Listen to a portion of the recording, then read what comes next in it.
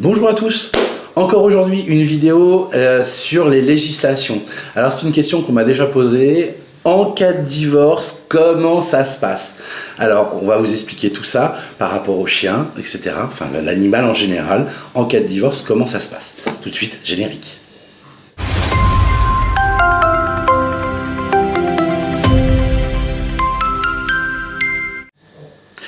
Alors, sur la vidéo aujourd'hui, on va parler un petit peu du sort de l'animal de compagnie en cas de divorce.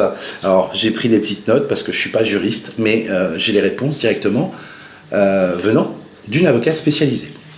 Alors, elle m'écrit « Un droit de visite et d'hébergement, appelé aussi droit de garde, peut-il être soumis au juge aux affaires familiales, saisi des conséquences de la séparation d'un couple marié ou non ?»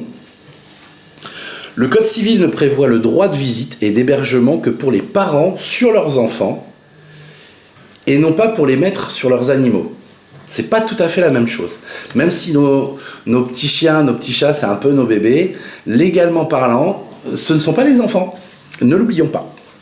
L'animal dit de compagnie, tel que le chien ou le chat ou encore l'énac, est considéré en droit français comme un meuble.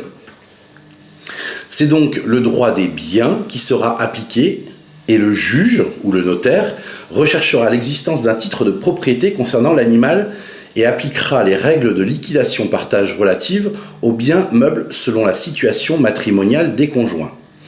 Alors, il faut bien comprendre une chose, ça parle d'un titre de propriété. Je vous rappelle qu'en France, pour faire office de titre de propriété, légalement parlant, ce n'est pas la carte ICAD. La carte ICAD est une carte de détenteur. Maintenant, en France, la seule chose qui dit que, par exemple, ce chien vous appartient, c'est l'attestation de vente facture. Voilà. Ça, c'est la seule chose qui dit que le chien ou le chat vous appartient. Sachez aussi qu'en France, il est impossible d'avoir une copropriété. Aujourd'hui, la copropriété en France, c'est fini. Et d'ailleurs, c'est pour pallier à ces problèmes de séparation que l'on se doit, en tant qu'éleveur, ne faire un bon de commande ou une attestation de vente que pour une personne. Personnellement, c'est ce que je fais systématiquement au niveau de mes clients. Je leur demande toujours, est-ce que je mets le chien au nom de monsieur ou madame? Sachant qu'en cas de séparation, et je le souhaite à personne, on devra automatiquement passer par le respect des lois en vigueur. Alors, pour en revenir, c'est donc le droit des biens qui sera appliqué et le juge ou le notaire recherchera l'existence d'un titre de propriété concernant l'animal et appliquera les règles de liquidation-partage relatives aux biens meubles selon la situation matrimoniale des conjoints. Ça revient à ce que je vous ai expliqué. Aussi, les couples en instance de divorce se limiteront à demander au juge de statuer sur l'attribution de ce bien à l'un ou à l'autre, en même temps que la voiture, la vaisselle ou le canapé. C'est dingue, mais c'est les lois françaises, c'est comme ça.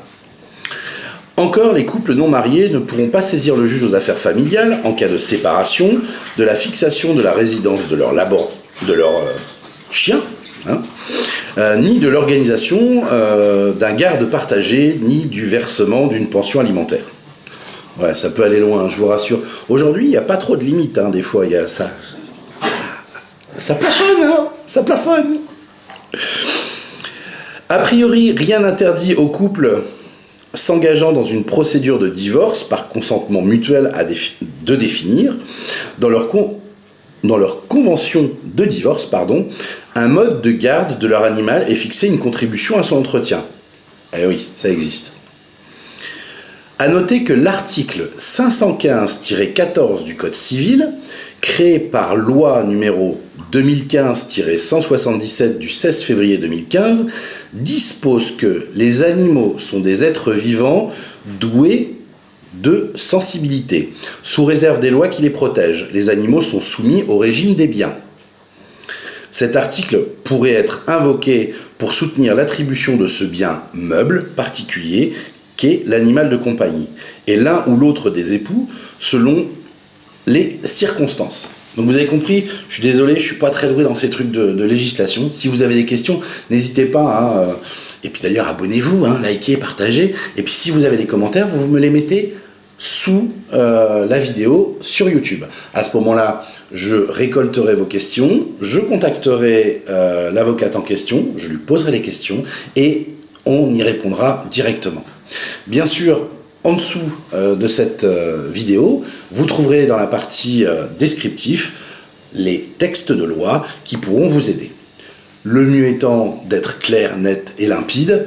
On fait au démarrage un bon de commande ou une attestation de vente à un nom, si c'est monsieur ou madame, peu importe, mais il faut que ça soit le plus carré et limpide.